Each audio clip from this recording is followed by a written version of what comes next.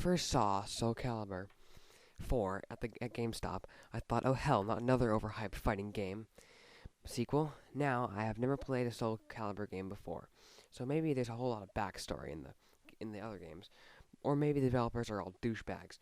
But you'll be surprised to know that when the planets align, and the gaming community can strangely be totally right. But it has been proven by Yahtzee many times. Nobody likes me when I like a game, and all the games I have been reviewing so far, I have recommended. So let's get the good bits done with. Character customization is fun, and because I'm a sucker for RPGs and anime, this really helped. It's masterfully atmospheric. It has some great graphics, and each character is well defined. Okay, that over with. Let's get down to the shitty bits. Every character is either good or bad. That doesn't seem to be any middle ground. Even worse, the characters are well defined and all have specific personalities. The good guy seems to be mainly evil because he apparently hates himself and has gone emo. I'm surprised he hasn't dyed his hair black and gone around cutting himself all the time yet. And to me, there's only one good guy, and he's the reason you bought the Xbox 360 version in the first place. It's Yoda.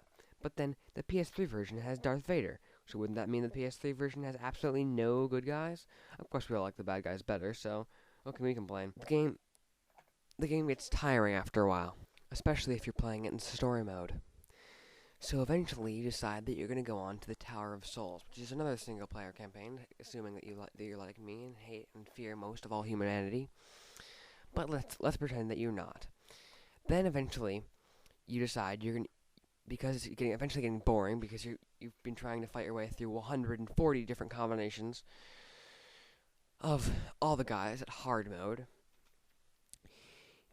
You are going to try going on and making characters yourself. But that won't work either because it takes a while to get the hang of making characters.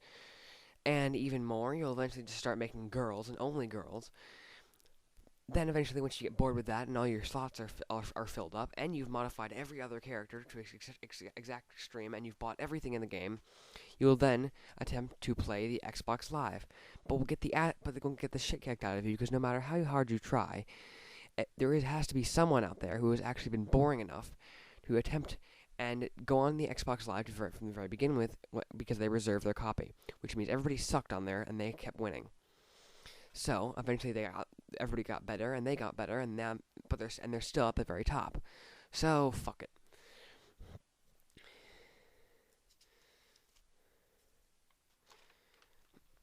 But it's not a bad game. In terms of fighting, mashing Y and X will serve up to a point, but soon you'll have to learn to use your soul gauge. So if you got an extra $50, get it. But remember, that can get you a lot of cornettos, can't it?